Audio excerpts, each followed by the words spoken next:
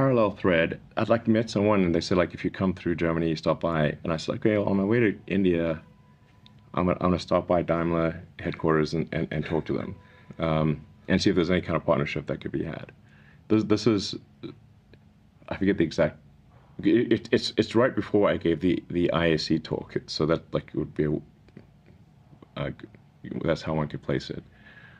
And I met with their engineering team, and I said, like, is there anything you guys, like, what do you guys want? Like, is there, you know, I'm trying to play cool here, you know, even though, like, we desperately need some kind of partnership or we're screwed. And they said, well, they're thinking about an electric smart car. So I was like, okay, if we were to do something, you know, when would you want to see it? And I said, well, we've got like a delegation of Daimler executives coming through in January of 2009. And I think this was October or something like that. And I talked to JB, and like Drew and Scott and Vineet and a bunch of others. I was like, guys, we need to get a smart car, and we need to stuff a roadster powertrain into it and make it a custom battery, and it needs to work by the time the Daimler team comes here in January. Oh my God. Oh my. We can interview JB about it, and maybe he'd like add some additional color. So the problem was that there were no smart cars were not being sold in the U.S., but they were being sold in Mexico. So we sent someone to Mexico to just buy a smart car and drive across the border. So this is a gasoline smart car, so just with Mexican plates. So we went and bought a smart car in Mexico, drove across the border, and then literally put a roadster drive unit and modified battery pack in the smart car, and had it working by January when the Daimler delegation came by. And I remember that being in that Daimler meeting, and man, they're like, why? Clearly they're quite grumpy that they even had to meet with us. They did not know we had this electric smart car, so they're grumpy that they had to meet with us, and we're clearly trying to get out of the room as quickly as possible. Yeah. And when we started off, made the mistake of starting off with PowerPoint, and which immediately made them even grumpier because everything works in PowerPoint, and they've seen way too many PowerPoint slides, and they were like literally getting ready to they were going to just walk out from the PowerPoint presentation. I said, well, would you like to drive the car? They're like, well, what do you mean? It's like, well, we have an electric smart car. So do you want to drive it? Like you don't have an electric smart car. That's impossible. Like, yeah, it's just in the parking lot. You can go drive it. Actually, it was not only was a smart car, it was fucking sick. Like, this thing had a roadster powertrain in a smart car. The power to weight ratio of this thing was bananas. It was like you could pull wheelies in a smart car. Literally, if you stepped, fly? Yeah, you could lift the front wheels off the deck. Motorcycle torque on a four-wheel vehicle. Yeah, motorcycle torque on a four-wheel vehicle. It was insane. You could burn rubber in a smart car. It looked bizarre. Like, you just never seen a thing move like that. Then I might actually drive a smart car if it was like that. Yeah, it was awesome. Anyway, so we kind of which blew their minds. Like, they're like, what? How is this? This is like, what impossible black magic have you figured out to have like an electric smart car? It's like, well, we got one from Mexico 3 months ago, and we put a roadster powertrain in it and a modified battery pack, and you can still use the car. Like, the interior of the car was still fully usable, so we didn't like intrude on the interior space. And we're like, yeah, we can. And they're like, okay, well, this is pretty impressive. They never seen anything like this before. So then they're like, okay, well, they'll consider that they will do some smart car limited production. Like part of this is because they had to make the regulators happy. So this was not like, you know, they needed like some, you know, sustainable energy cars to make the regulators happy. That was the reason for this electric smart car. The fleet miles. It was not a grand vision by Daimler to go electric. No. It was to get these annoying regulators off our back. So for the credits, right? Yeah, there was like compliance. It's compliance vehicles. So it's like there was like a minimum number of electric vehicles that had to be made. They could also make fuel cell vehicles, but those were way more expensive. Yeah. So from their standpoint, it was at the time. It was really more like, what's the least amount of money we can spend and get the regulators off the regulator monkey off our back? So like, anyway, so that So we ended up making a bunch of electric smart cars for Daimler, and then over time we actually extended that into an electric A/B class. But they were always just really compliance vehicles. They did not want to make. Daimler was not willing to place at that time a big bet on electric vehicles. And so the volume and the price were always like, the volume's too low, the price is too high. These are going to be niche vehicles no matter what. But anyway, so what it did lead to, which was really essential, was Tesla getting saved by Daimler investing $50 million. So the $40 million invested in December of 2008 just gave us 6 months of runway. So that basically gave us until June of 2009. And again, during this period, General Motors is bankrupt, Chrysler is bankrupt. So not a lot of people are interested in investing in a startup car company, let alone an electric car company. Yeah. And remember, this is back when electric was synonymous with dumb. You could just say, instead of using the word electric car company, you could just substitute dumb. Do you want to invest in a dumb car company? That's what it sounded like to most people. So at the time, I think Daimler vaguely thought that the Volkswagen Group might invest in Tesla, and they didn't want that. So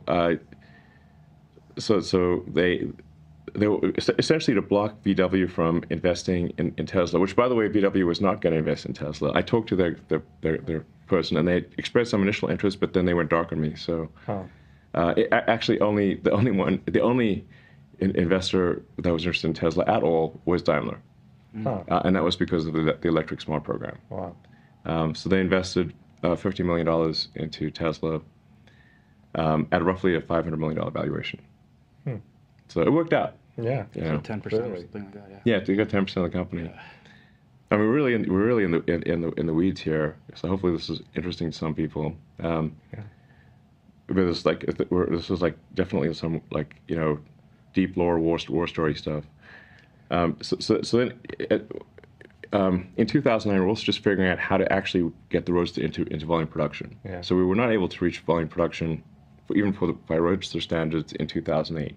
And we still had a bunch of things in the car that were broke. I think we managed to deliver maybe 20 or 25 cars in 2008, most of which were in December. And then we had to bring all of those cars back to have their drivetrains replaced. And I think most of them got their battery pack replaced too. So, I mean, it was just a fumbling mess, basically. It was insane. But in 2009 is when we actually figured out how to make the car half decent Roadster 1, where you could give it to someone and it wouldn't just break down immediately. And roughly summer of 2009 is when the car wasn't a complete piece of trash. That just didn't work. And then we did a Roadster 1.5, and then Franz joined, and Franz helped redesign the Roadster and make it better with the Roadster 2. Then by basically late 2009, early 2010 is where the Roadster was a decent as a toy. Yeah. Not as a transport you could count on, but as a toy, it was decent. Became decent around end of 2009, early 2010. Anyway, so that Daimler investment in May 2009 was what was essential to Tesla's survival, not a government loans. So this is another thing that is a misunderstanding here, because they got confused because GM and Chrysler and Ford, GM got a massive bailout, just a flat-out friggin' donation from taxpayers, of tens of billions of dollars. So GM got $30 billion hand out basically with no repayment. Last I checked, there's over 14 billion that's unpaid. Okay, so maybe it's It's a real amount though. okay. It's 14 that has not been repaid and never will be, I suspect. So, and then Chrysler got a bunch of money, and then Ford got like a $5 billion loan. But Ford is in better financial shape because I don't know for whatever reason. I think that the Ford family has more long-term thinking than the people that were running GM and Chrysler. So they were in a better financial position. But it remains the case today that the only American car companies that have not gone bankrupt are Tesla and Ford. And you know, unless something changes significantly with Rivian and Lucid, they will both go bankrupt. They're tracking to bankruptcy. They may not say like that is currently like if this were an airplane, they're going like that. So if something happens to go change, okay. But currently, they're at intersection with doom. Yeah. So you know, I hope they are able to do something, but unless they cut their costs dramatically, they are in deep trouble. And will end up in the cemetery like every other car company, with the exception of Tesla and Ford. Anyway, that Daimler investment was essential to Tesla's survival. Around that time, in mid-2009, we got a letter, sort of a letter of interest, like a non-binding letter of interest from the DOE for a loan that I believe was around $500 million. Now, that was not a loan where they just give you $500 million. That was one where you spend the money, you provide invoices. Those invoices are provided to DOE. They then refund you based on the audited expenses that you paid. It's not like lump sum type of thing. It's retroactive after you spend it. It's a reimbursement program. It's a loan reimbursement. Yeah. So there's nothing's given for free. It's a loan reimbursement. So it would not be possible to use that as advanced capital to make something happen. It can only be used to reimburse expenses that have already taken place with a 2 to 3 month lag. And the first disbursement, that letter of interest did not become an actual binding document until 2010. And then the first money that Tesla received as a reimbursement from that, I think, was March or April of 2010, by which time the recession had passed. So if we had needed the money from that loan, Tesla would have gone bankrupt. Yeah. So the DOE loan, I think, was helpful as an accelerant, but it was not a life or death thing for Tesla. And ultimately, the constraints, the problem is that the DOE was second guessing our business plan and our execution. So we're like, well, we need to change the business plan because if we keep going in that direction, we're going to die. So we're going to go in that direction and in the non-death direction. And then you're explaining to someone at the DOE why you're changing the plan. And then they're like, but the plan is different. You need to stay to the plan. Like, well, if we stay to the plan, we're going to crash. And the company will die. And that's why we want to change the plan. But that's the plan. But that's the plan. And I'm like, okay, this is not good. And like, you know, with enough effort, we could actually get the DOE to agree to change the plan. But this was taking up a lot of bandwidth to be constantly convincing people at DOE that the new plan is better than the old plan. So after the IPO in 2010, we paid back the DOE loan.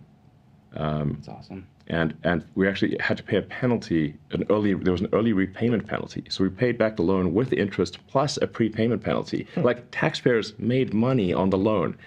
Very important. Yeah. Taxpayers made money on the Tesla DOE loan. Whereas they're still $14 down on $14 billion down on GM. So another thing worth pointing out is none of the incentives, the EV incentives that exist, not one of them was obtained by Tesla. Not one of them. The $7,500 tax credit was General Motors. they're the one who got that. Like Tesla had no lobbying power in DC at all. But GM had huge lobbying powers. They're the ones that got the $7,500 tax credit put in place, and Nissan. But we had basically no presence in DC. So, because yeah, I mean, you'll certainly hear like, oh, Tesla and tax credits. I'm like, okay, well, currently we don't have the $7,500 tax credit does not apply to Tesla, but it does apply to our competitors. So anyone who has not made any company that's accumulated production below 200,000 cars has a $7,500 tax credit, and Tesla does not because we've long ago exceeded the 200,000 car maximum. So Tesla is at a competitive disadvantage with respect to tax credits. That is quite significant when you're talking about, like, say, a $40,000 car and a $7,500 tax credit. That's like almost a 20% difference. So big deal. So Tesla is successful currently in spite of our competitors having materially greater tax advantages than Tesla. In spite of it, not because of it. If you eliminated all EV incentives tomorrow, Tesla's competitive position would improve significantly. I'll say that again. If you eliminated all tax credits, EV tax credits, Tesla's position would improve immediately. I mean, Tesla did the purpose what the tax credits were for, right? To drive that innovation ramp. You guys just actually did it so fast that the competitors are still using it. Yeah. Well, when we started Tesla, gas was under $2 a gallon in California, and there were no tax credits. So it was not from the standpoint of like, hey, this is a great opportunity. I mean, when we started Tesla, I should be clear, like, it was with an expectation of success of less than 10%. And the same for SpaceX. Yeah. And who in their right mind would think that a car company would have anything more than a 10% probability of success if you've never built a car in your entire life before? There have been guys. Yeah, there's only at the time you had GM, Ford, and Chrysler, and but the history of car companies is like there've been like over 1,000 car company startups in the United States, and they're all dead. So and with the 2008-2009 recession, GM and Chrysler also went bankrupt. So then the chances of survival are extremely tiny. Only a fool would start a car company with electric car company or a car company whatsoever and think that the probability of success was high. So my initial thought for both Tesla and SpaceX was that I'd take half the money from PayPal, and I'd waste half of it on two ludicrous ventures, one being a car company and a rocket company, and that would be dumb, and I'd just lose it all, and that'd be, but I'd still have $90 million left, so whatever, but in the end, I could like I said, the companies were like children to me. So like it was like so I gave the companies all the money that I had, and then I would have had no money at all if Tesla and SpaceX had not survived. I would have owed a lot of money and been personally bankrupt if Tesla and SpaceX had not survived. That hadn't happened, we still wouldn't have electric vehicles. Not like I think so. Like Tesla's. I mean, if you like, what is Tesla's fundamental value? It is to serve as an accelerant to sustainable energy. And if you say like, but for Tesla, what would the world be like? In ways that, like, let's say you're looking at this from, the macroeconomic God standpoint, or like a civilization, or The Sims or something. Like, what's the difference here? The difference between Tesla and not Tesla is how many years is sustainable energy accelerated. That is the fundamental good of Tesla. Yeah. And then there's also the autonomy thing, which is I think it'll also be very, very significant. It will be very significant. But I'd say, like, in the absence of there being a fundamental technology discontinuity in the form of electrification and autonomy, both of them together, I think a new car company cannot succeed. So now I'll tell you, like, actually the real reason that people should have been shorting Tesla, and perhaps why some of them were shorting Tesla, and the real reason that car companies, new car companies cannot succeed, or why it's very hard for them to succeed. And this was first told to me by this automotive investor when I was at Axel Springer headquarters getting a Golden Steering Wheel award, and this guy who's apparently like the best automotive investor in the world, comes up to me and like he's like, "Ha, I know why you're going to fail." I'm like, "Well, please tell me." I can think of several reasons. Tell me when I don't know. Yes, and he said he said that the car companies don't make any money on the new car sales. They make all of their money selling parts to cars to the existing fleet. Mm-hmm. So when the warranty runs out, like the life of a car before it hits the junkyard might be 20 years. Warranty is going to typically run out after 4 years, and there's a bunch of stuff that's not covered under warranty. So if you've got a steady state fleet, it means that 80% of your fleet is not under warranty. Mm. So you can sell high margin parts, replacement parts, for the existing fleet, mm-hmm. and you can sell your new cars at effectively zero margin. Mm. It's like a razors and blades thing. Yeah. So you sell the razor for zero margin, yep. and you sell the blades at high margin. Mm. So then this creates a massive barrier to entry for any new car company because you have no existing fleet. So the only way for a new car company to succeed is that does not have an existing fleet is to charge a lot more for your car than what others are paying, than competitors. And in order to charge a lot more, have people actually buy it, the product must be so compelling that people are willing to pay the premium above the alternative cars from the incumbent car makers. This is the only way.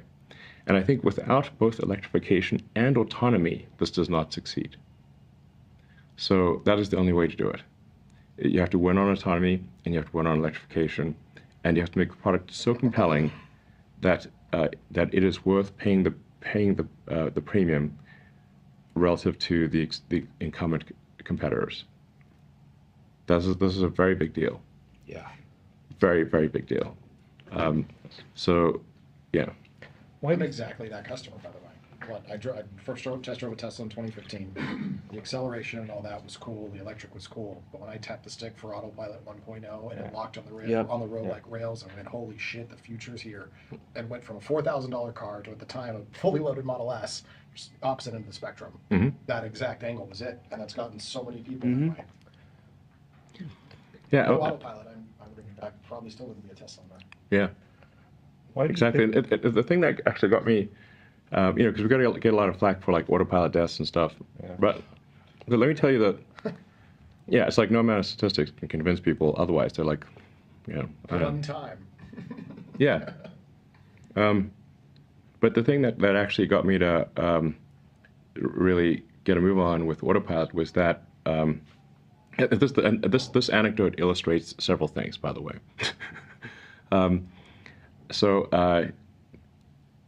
And I think this might have been like 2014 or something like that. A Model S owner in the Bay Area fell asleep while driving his Model S and ran over a cyclist and killed the cyclist. Mm. Now, if there had been even basic lane following, that cyclist would still be alive. So I was like, man, if anything illustrates the importance of autopilot, it's this case here where that innocent cyclist would still be alive if that guy that fell asleep had autopilot or any kind of like lane following, even basic lane following. The car would not have veered off the road and killed the cyclist. Mm-hmm. So I was like, we got to get a move on here. This is a real safety issue. So that's part of what really encouraged me to like, we need to go make this happen as quickly as possible. But there's more to the story. The guy that ran over the cyclist did not internalize responsibility for himself. He said that the problem was, he blamed it on Tesla and said he fell asleep because of the new car smell. Awesome. I'm not making this up. You can literally search the court records. And he got a lawyer, amazingly, got a lawyer to represent him and file a lawsuit against Tesla saying it's not his fault he ran over the cyclist. It's because of the new car smell that put him to sleep. Now, obviously, when this got before the judge is like, that's ridiculous, case dismissed. But this just gives you some sense of both the importance of autopilot and generally people's unwillingness to internalize responsibility. Car smells. Yes. People should pay extra for that, actually, Yeah. don't they? Yeah, I mean, he actually had the Price nerve tag goes to up. engage a lawyer and file a lawsuit. And you're like, wow, That's it's in the court records. yeah. And you're like, okay, dude, maybe it's not. Maybe it's you. The judge like, it's you. Okay. Take responsibility for your actions. So, anyway, so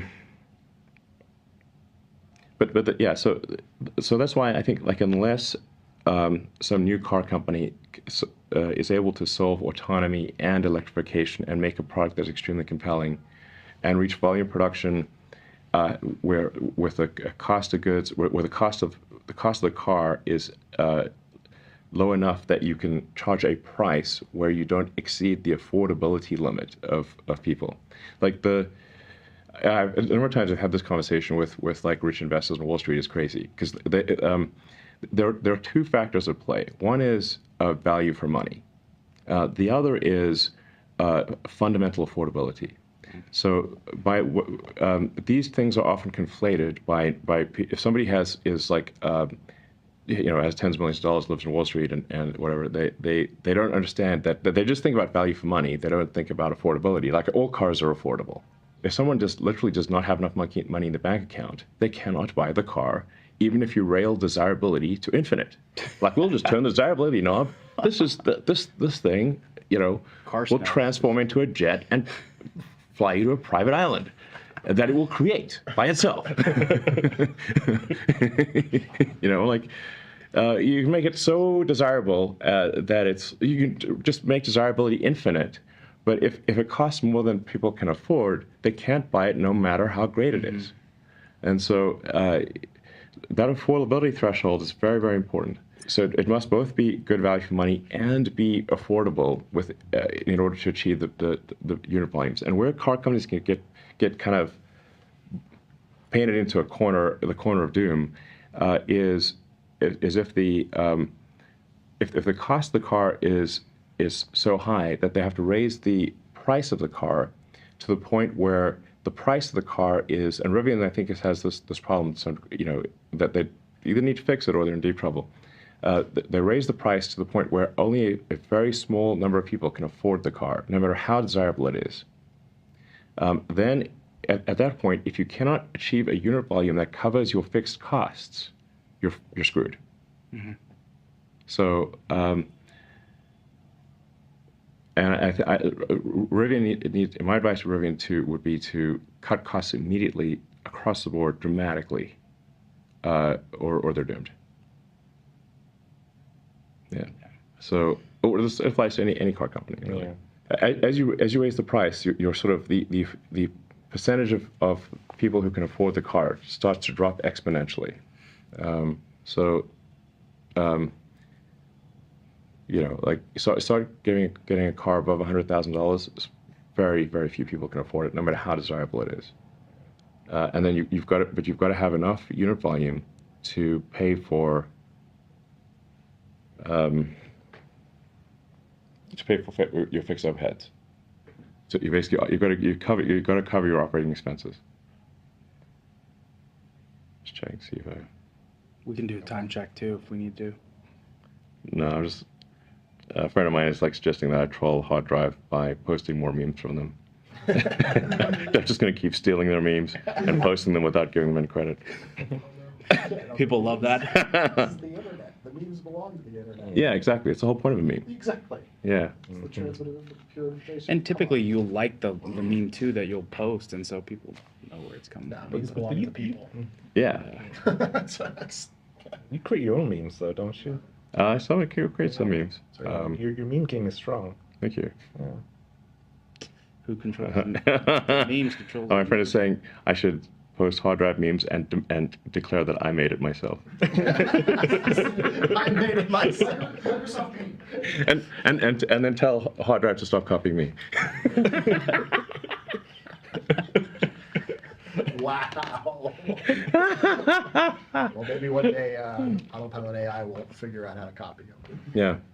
That might be scary. I'd be so vexed. So yeah. You good on time too? Yeah. I'm okay.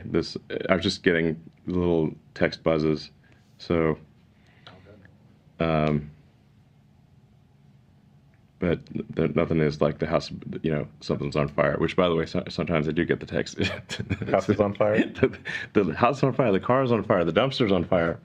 Oh, yeah. We've had a lot of dumpster fires at Tesla, actually. I've heard.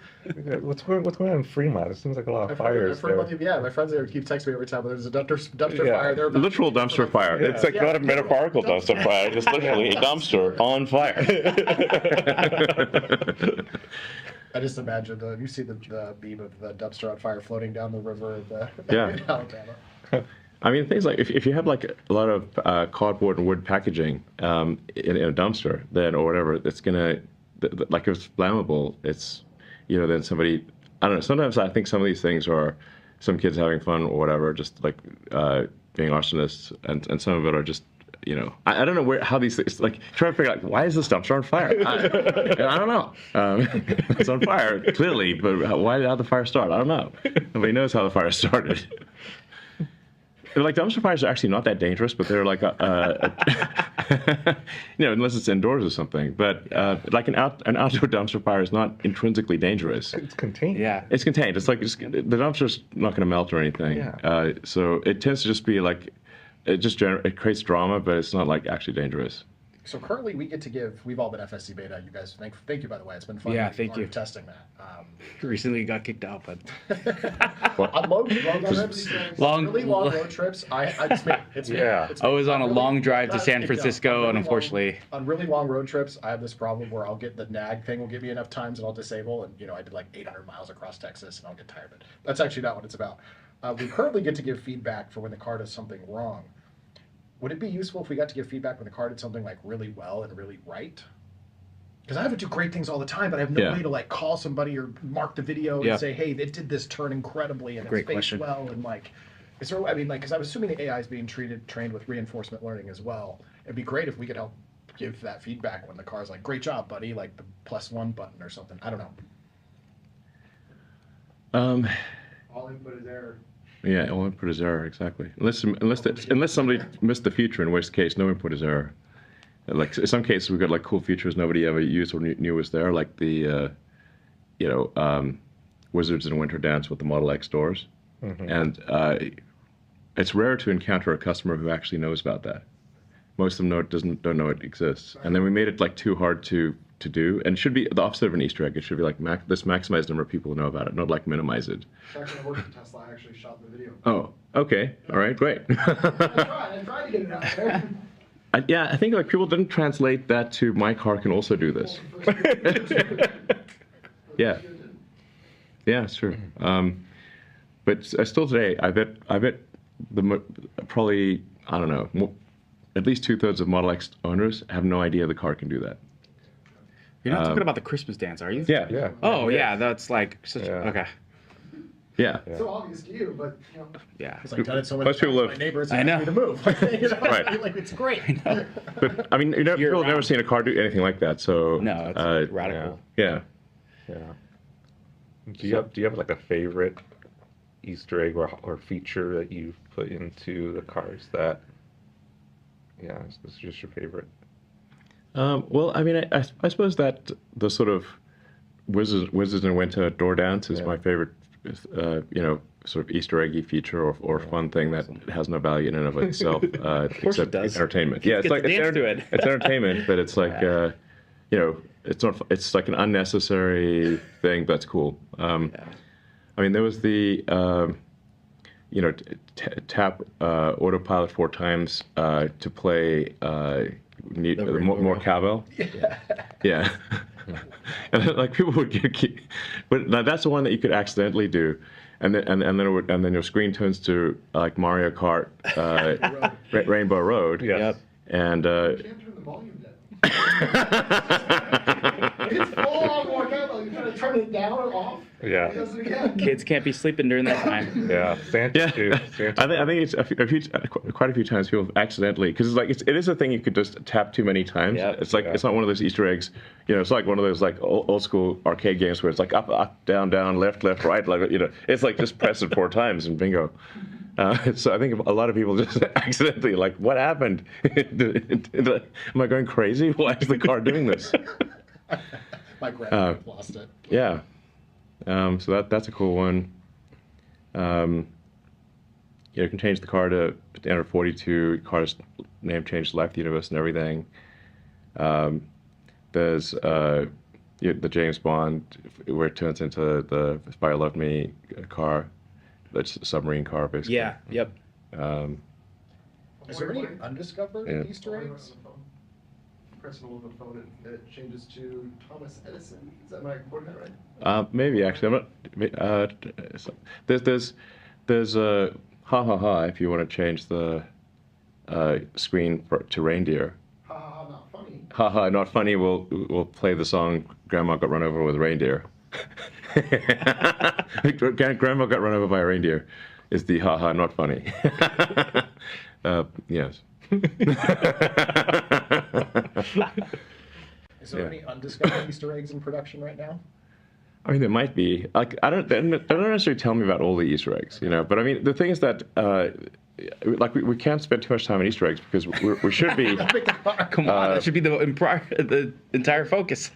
Well, the problem is if something is rare, like what you're really trying to do is maximize the area under the curve of number of people times degree of enjoyment. Yeah. So, like, it's fine to have like a, a low effort Easter egg that is something that like a small number of people will get a lot of joy from, and then you like area under the curve of like, well, they got a lot of joy, but it's a small number of people. But what you're really looking for is something that would provide a lot of people enjoyment and maximize the area under the curve of total people times amount of average enjoyment. Yeah. That's what you're actually trying to do. So that's why I can't get carried away with the Easter egg stuff. Yeah. You really want everyone to experience it, not make it some extremely 0.01% of people actually even know it exists situation. Yeah. So I think we've got a lot of work to do actually with the basic software in the car. Like, our web browser sucks, and we definitely need to do work on the overall interface in the car. There's a lot of complaints on the interface. I think we do better on the interface. But like, if you try to use the web browser in the car, it like takes a long time to load, and that's a trash browser. Yeah. It's worse than like some iPad from 5 years ago, like by a lot. Like the rear screen and the S and X, the controls need a lot of work. But it can be quite helpful for like entertaining having like your kid now has something to watch in the back. Yep. And you can put like YouTube stuff Game on. changer. It's a game. Yeah, if you play that, it's a game changer. It is a game changer. But like for example, like that's something where we could we should have separate audio for the back, and what's the point of like currently we play the same audio level for that back screen in the front as in the back. Like, it should just play the back should play that audio, or it should like route to a Bluetooth that's keyed off of the rear screen, and then you give them headphones or something. Yep. So that people can listen to music in the front and not get blasted by the YouTube Kids Show audio in the front, which is currently the situation. That's correct. So there's like a bunch of stuff like that we need to fix. But the overwhelming focus is solving full self-driving. So, yeah. And that's essential. And like, that's really the difference between Tesla being worth a lot of money and being worth basically zero. Yeah. So, one question I was going to ask with the little maybe remaining time is there any additional questions or FUD or misinformation about Tesla, or I don't know, maybe you want to walk around the factory or whatever you have time for? It's kind of quiet, so but whatever you have time for, we're game for.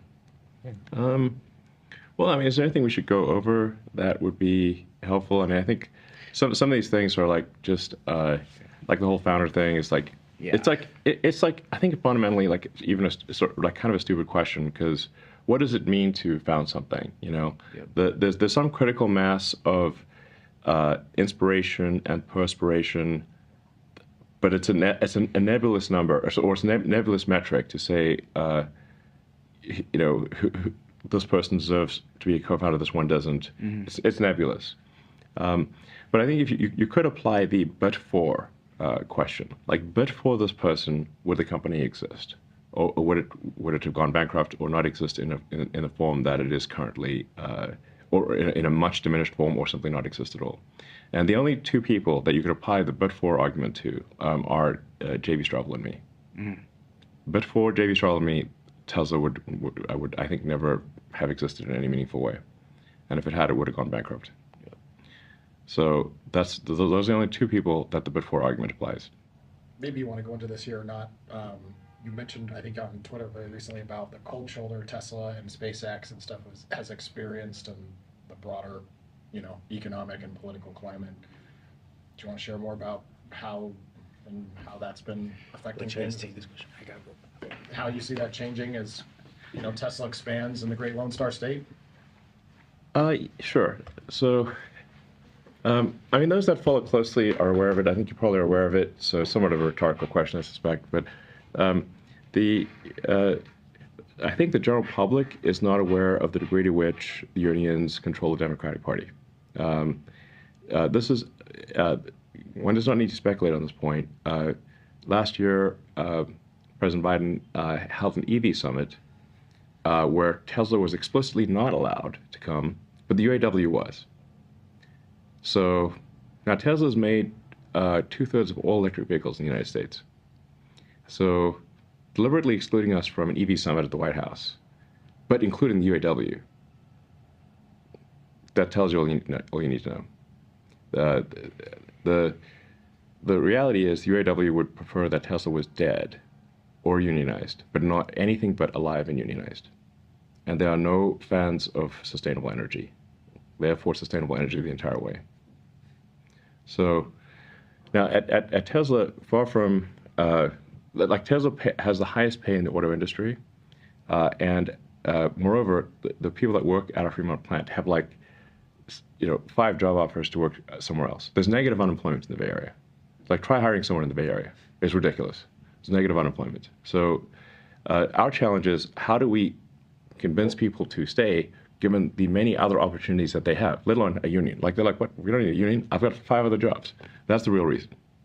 It's the complete opposite from what they're characterizing. And the UAW has never been able to get even enough people to do a vote, let alone get to 50%. And California is an extremely pro-union state. There's nothing you can do to stop a union if they want to come in. It's like California will roll out the red carpet. So then the UAW is basically forced to engage in dirty tricks and attempt to demonize me and anyone else associated with the company. It's like if the company's if the company's run by someone who's perceived to be good, then they have trouble unionizing because they're like, well, he's a good guy. Why would you want to unionize that company? So they have to make me evil somehow. And so I do not, as you can tell, I don't like the UAW because they have run a dirty tricks campaign on me since at least 2017. Basically, the point at which they thought maybe Tesla wasn't going to go bankrupt. Because while they thought Tesla was going to go bankrupt, there was no point in dirty tricks. When they thought Tesla might not go bankrupt, that's when the dirty tricks and the sort of smear campaign started. So I'm not a huge fan of them. Now, their attacks did lose a bit of the wind in the sails when the president of the UAW was sent to prison. So that took a little wind out of their sails. And then when the next UAW president, who was supposed to be the person who would clean things up, when he was sent to prison, that also took some more wind out of their sails. But since then, they recently in the last several months, they've sort of back to their old tricks. So, and I mean, they have so much power over the White House that they can exclude Tesla from an EV summit. It's insane. Insane. And just in case the first thing, in case that wasn't enough, then you have President Biden with Mary Barra at a subsequent event, congratulating Mary for having led the EV revolution.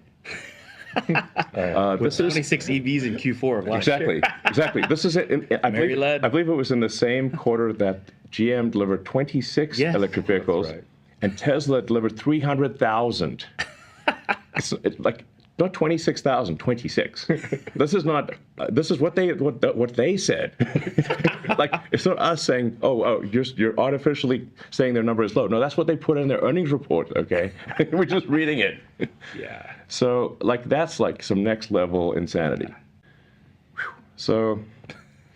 I mean, so it's not like a sort of a conspiracy theory. It's just like just observe what, like if anyone is a remotely impartial observer, just observe the actions, and what other conclusion could you come to than the